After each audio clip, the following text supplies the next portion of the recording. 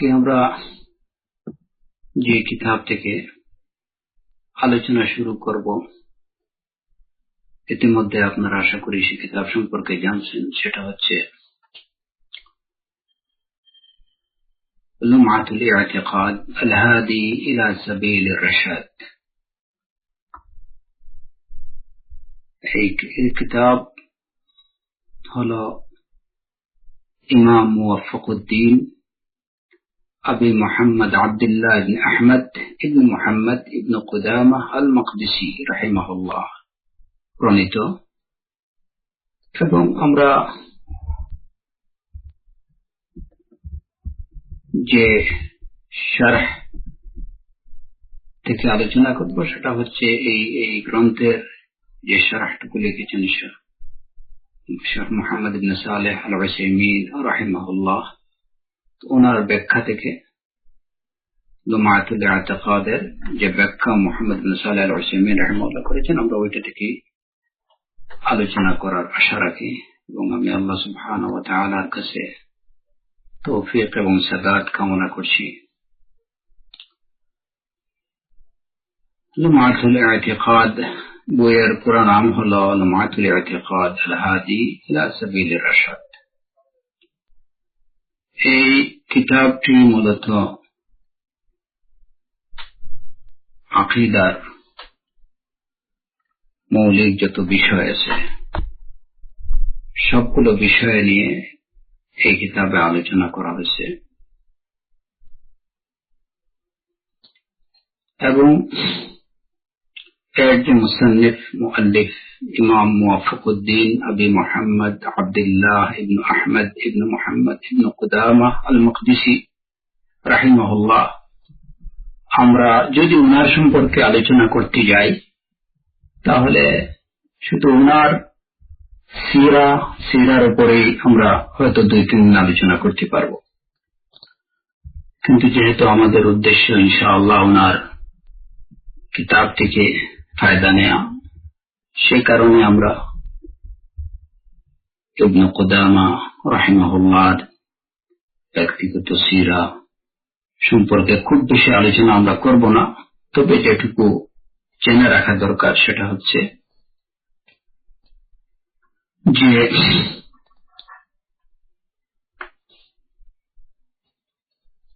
ওনার জন্ম, ওনার নাম হলো মুওয়াফফাকুদ্দিন, কুনিয়া আবু মুহাম্মদ, আব্দুল্লাহ ওনার নাম আব্দুল্লাহ ইবনে আহমদ ইবনে মুহাম্মদ ইবনে কুদামাহ ইবনে মিকদাম ইবনে নসর ইবনে আব্দুল্লাহ আল মাকদিসি। এই হলো ওনার নাম এবং নাসাব। তিনি জন্মগ্রহণ করেন 541 হিজরিতে ফিলিস্তিনের অন্তর্গত নাবুলস শহরের জাম্মাইল নামক গ্রামে।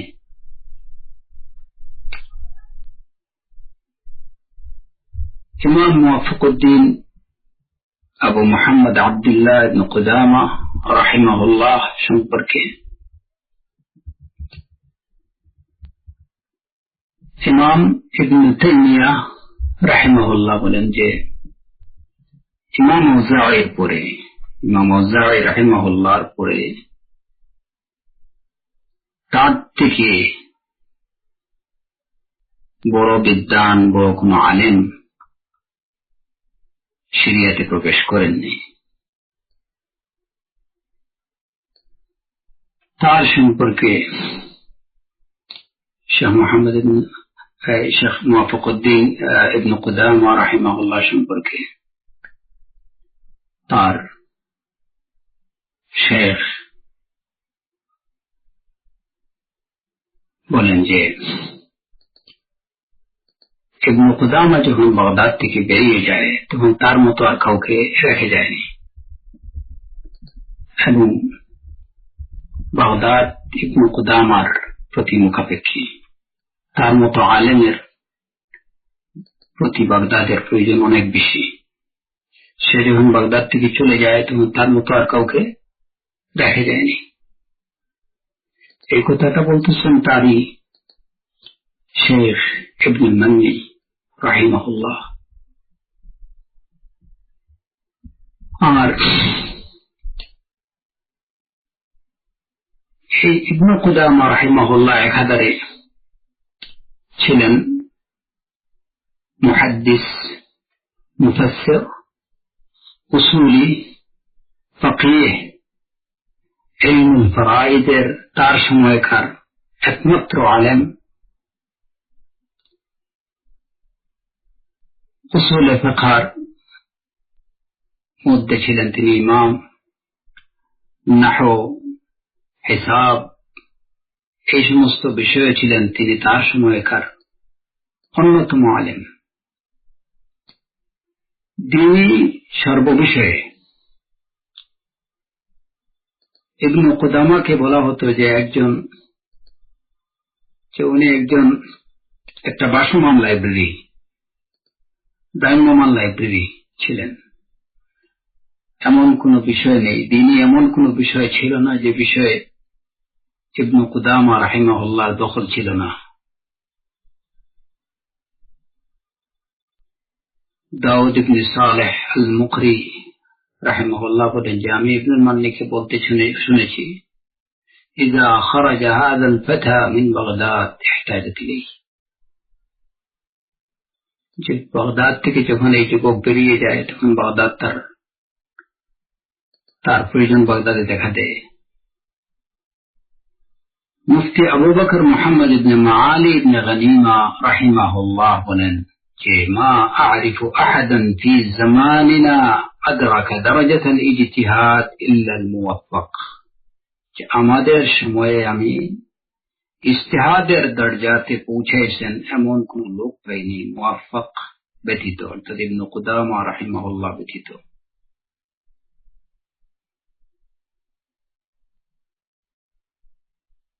হাফিজ আবু আব্দুল্লাহ আল ইউনিনি রাহিমাহুল্লাহ তিনি বলেন যে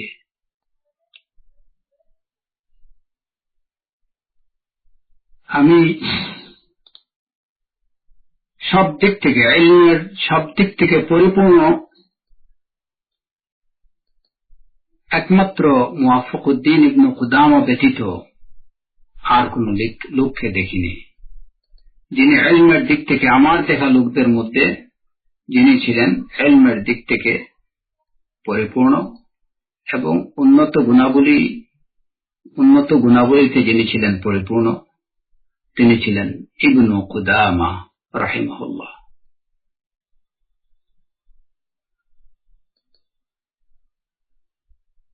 মাজমাউজ জাওয়াইদ গ্রন্থে আবু যর আল গিফারি রাহিমাহুল্লাহ, আবু যর গিফারি রাদিয়াল্লাহু আনহু বর্ণিত একটা হাদিস, যে হাদিসে বর্ণিত রয়েছে রাসূলুল্লাহ সাল্লাল্লাহু আলাইহি ওয়াসাল্লাম বলেছেন, মা আনআমা আল্লাহু আলা আবদিন নি'মাতান আফদালা মিন আন ইলহিমাহু যিকরুহু,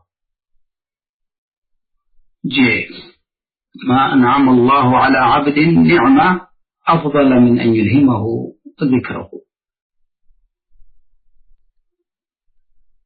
যে আল্লাহ সুবহানাহু ওয়া তাআলা তার বান্দার উপরে যে নিয়ামত বা যে ইহসান করেন তার মধ্যে সবচেয়ে উত্তম নিয়ামত হলো যে তার অন্তরের মধ্যে আল্লাহর জিকির ঢেলে দেবেন।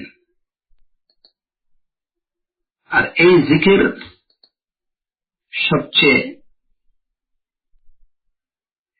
এই হাদিস থেকে কি বোঝা যায় যে অন্যান্য কারামাত থেকে অন্তরের মধ্যে আল্লাহর জিকির ঢেলে দেয়া, এটা হচ্ছে কারামাত থেকে উত্তম। আউলিয়া আল্লাহদের মধ্যে যে সমস্ত কারামাত থাকে তার মধ্যে আল্লাহর জিকির কারামাত থেকে উত্তম। আর জিকির কি? জিকিরটা হলো মা ইয়াতাআদ্দা নাফউহু ইলাল ইবাদ, যে বিষয়ের ফায়দাটা নিজেকে ছাড়িয়ে অন্যের কাছেও পৌঁছায়। অর্থাৎ যে জিকিরটা হচ্ছে এমন একটা বিষয় যার দ্বারা ব্যক্তি সে নিজে যেভাবে উপকৃত হয়, আল্লাহর অন্যান্য বান্দারাও তার দ্বারা উপকৃত হয়, সেটাই হচ্ছে জিকির। সুতরাং এই অর্থে তালিমুল ইলম, তালিমুল কোরআন, তালিমুস সুন্নাহ, এটাই হলো সবচেয়ে উত্তম জিকির। আল্লাহ সুবহানাহু ওয়া তাআলা ইবনে কুদামা রাহিমাহুল্লাহর মধ্যে যে ইলম দান করেছিলেন এবং এই ইলম দ্বারা কত শত সহস্র হাজার লোক যে উপকৃত হয়েছে এর কোনো সীমা ছিল না। তিনি সকাল থেকে নিয়ে দুপুর পর্যন্ত, রুদ্র ওঠা পর্যন্ত তালিমে ব্যস্ত থাকতেন, আবার জোহরের পর থেকে বিকেল পর্যন্ত একাধারে তালিম তাদরিসের কাজে ব্যস্ত থাকতেন। তার মধ্যে কোন ধরনের অলসতা কিংবা টায়ার্ডনেস যেটা উনি ফিল করতেন না যতক্ষণ উনি তালিম এবং তাদরিসের কাজে থাকতেন। তো আল্লাহ সুবহানাহু ওয়া তাআলা ওনাকে যেভাবে ইলম দান করছেন জিকির, এই ইলমটাই হলো জিকির, কারণ এর দ্বারা আল্লাহ অসংখ্য বান্দা তার মাধ্যমে উপকৃত হয়েছেন। তো এটা ছিল ইবনে কুদামা রাহিমাহুল্লাহর প্রতি আল্লাহ সুবহানাহু ওয়া তাআলার এক বিশেষ নিয়ামত। তিনি মুনাজারা করতেন, প্রতিপক্ষের সাথে বাহাস করতেন, কিন্তু মুনাজারাতে বিতর্কের সময় তিনি সব সময় থাকতেন তার মুখে হাসি লেগে থাকত, হাসি মুখ নিয়ে তিনি মুনাজারা করতেন, যে কখনো তার চেহারার মধ্যে কোনো অ্যাগ্রেসিভ ভাব আসতো না, যেটা সাধারণত অন্যান্যদের ক্ষেত্রে হয়ে থাকে, যে যখনই কোনো বাহাস বিতর্ক শুরু হয় তখনই পরস্পরের সাথে পরস্পরের প্রতি অনেকটা ক্রোধান্বিত একটা আক্রোশী মনোভাব চলে আসে। কিন্তু ইবনে কুদামা রাহিমাহুল্লাহ উনি প্রায় আহলুল বাতিল, আহলুল আহওয়াদের সাথে উনি বাহাস করতেন, মুনাজারা করতেন, কিন্তু তার মুখে, তার ঠোঁটে হাসি লেগে থাকত।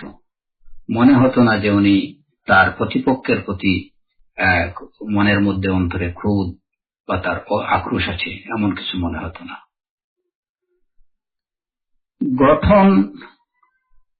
গঠনের দিক থেকে, অর্থাৎ আকার আকৃতির দিক থেকেও ইবনে কুদামা রাহিমাহুল্লাহ ছিলেন খুবই ফর্সা, খুবই সুন্দর লোক এবং খুব স্লিম ফিগার।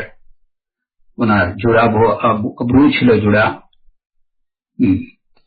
এবং তার মাথা ছিল স্বাভাবিক, হাত পা ছিল অত্যন্ত সফট এবং দেখতে ছিলেন খুবই সুন্দর।